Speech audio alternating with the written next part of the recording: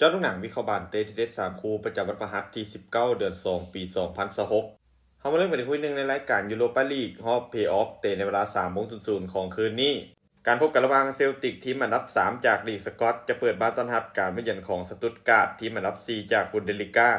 เซลติกมีฟอร์มการเล่นในช่วงหลังถือว่าดีหลายโดยเก็บชัยชนะได้อย่างต่อเนื่องจุดแข็งของทีมคือเกมบุกที่มีความจัดจ้านโดยเฉพาะเวลาที่เล่นในบ้านพวกเขามีความมั่นใจสูงเกมเพรสซิ่งมีความดุดันแต่ปัญหาคือเกมรับเวลาปะทะกับทีมระดับสูงจากลีกไงยังคงมีลุ้นให้เห็นในบางครั้ง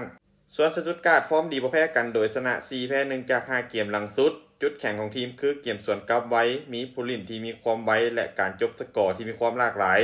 เกมนี้เซลติกพวกเขาได้เปรียบในเรื่องเสียงเสียและสภาพแวดล้อมจากการเล่นในบ้าน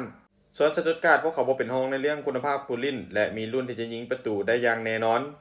การคาดการณ์สกอร์ที่น่าจะเกิดขึ้นเซลติกจะเปิดบ้านเสมอกับสตุตการ์ดไปด้วยสกอร์2-2มานตอนที่2เตะในเวลา 00:45 ของคืนนี้การพบกันระหว่างเฟเนร์บัสเซ่ทีมพ้องจากฝูงจากซูเปอร์ลีกตุรกีจะเปิดบ้านต้อนรับการมาเยือนของนอตติงแฮมฟอร์เรสต์ทีมอันดับ17จากพรีเมียร์ลีกที่กำลังดีตกชั้นเฟเนร์บัสเซ่มีฟอร์มการเล่นในช่วงหลังถือว่าดีหลายจุดแข็งของทีมคือการเล่นในบ้านที่เล่นได้อย่างแข็งแกร่งแฟนบานกดดันคู่แข่งได้ดีเกมบุกของพวกเขามีความหลากหลายต่อบานไว้ยิงไกลดีส่วนจุดอ่อนคือเวลาที่เปิดเกมบุกหลายเกินไปอาจจะเปิดพื้นที่ให้คู่แข่งลิ่นสวนกลับได้ส่วนนอตติงแฮมฟอร์เรสต์มีฟอร์มการเล่นในช่วงหลังที่ยังขึ้นๆลงๆจุดแข็งของทีมคือการเล่นเกมสวนกลับที่มีความอันตรายตัวบุกมีความไวสูงใช้พื้นที่เก่งส่วนจุดอ่อนยังคงเป็นฟอร์มนอกบ้านที่ยังไม่ค่อยนิ่งเกมรับพลาดง่ายโดยเฉพาะเวลาที่ถูกบีบหนัก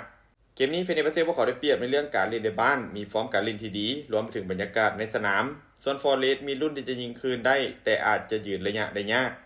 การคาดการณ์สกอร์ที่น่าจะเกิดขึ้นเฟเนร์บัสเซ่จะเปิดบ้านเอาชนะฟอร์เรสต์ไปด้วยสกอร์3-1มาตอนที่3อยู่ที่รายการเดียวกันเตะในเวลา3:00ของคืนนี้การพบกันระหว่างลิวทีมอันดับ5จากลีกฝรั่งเศสจะเปิดบ้านต้อนรับการมาเยือนของเฮดสตาร์ทเบลเกตทีมจากฝูงจากซูเปอร์ลีกของเซอร์เบียลิวพวกเขามีฟอร์มการเล่นในโซนหลังที่ค่อนข้างแกร่งแต่เกมในบ้านของพวกเขายังคงไว้ใจได้ของบานดีต่อบานเป็นระบบ